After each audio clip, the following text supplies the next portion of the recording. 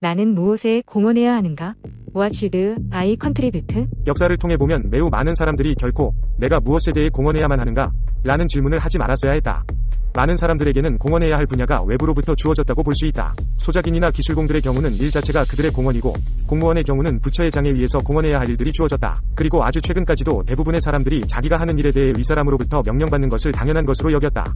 1960년대의 새로운 지식 노동자들도 그들의 경력 계획을 함에 있어서 회사의 인사과에 의존했다. 그 후 1960년대 후반에 가서야 아무도 더 이상 무엇을 해야 하는지에 대해 명령받기를 원치 않게 되었다.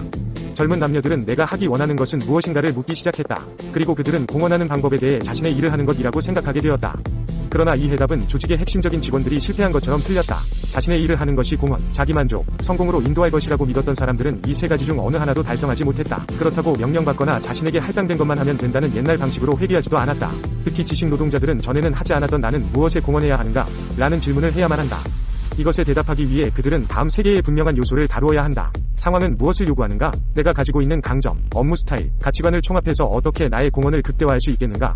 그리고 끝으로 다른 것과의 차이를 만들기 위해서는 어떤 결과가 달성되어야 하는가? 새로 임명된 병원 관리자의 경험을 들어보자. 그가 일하는 병원은 크고 유명했으나 30년 동안 명성을 믿고 별다른 노력을 하지 않고 있었다. 새 관리자는 2년 안에 하나의 중요한 영역에서 탁월함의 기준을 세우는 것이 자기가 공헌할 수 있는 것이라고 결심했다. 그는 크고 눈에 잘 띄나 엉성하기만 한 응급실에 초점을 두었다. 그는 응급실에 온 모든 환자가 60초 이내에 자격을 갖춘 간호원을 볼 수 있도록 하겠다고 결심했다.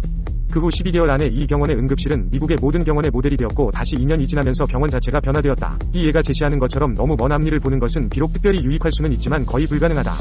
계획은 18개월을 넘지 않는 것이 보통이며 이러한 계획들은 그래야 분명하고 구체적이 될 수 있다. 따라서 대부분 경우의 질문은 내가 앞으로 1년 반 안에 어디에서 어떻게 눈에 띄는 차이를 느낄 수 있는 결과를 만들어낼 수 있는가? 에 맞추어져야 할 것이다. 대답은 몇 가지 점들을 조화시켜야 한다. 첫째, 결과는 달성이 어려운 것이어야 하며 최근에 사용되는 유행어로 스트레칭을 요구해야만 한다. 그러나 그것들은 또한 실현 가능한 범주 내에 있어야 한다. 도달할 수 없는 또는 가장 가능성 없는 상황에서나 있을 수 있는 결과에 목표를 맞추는 것은 야망이 있는 것이 아니라 어리석은 일이다. 둘째, 결과는 의미가 있어야 한다. 결과는 무엇인가 다른 차이점을 만들어내야만 한다.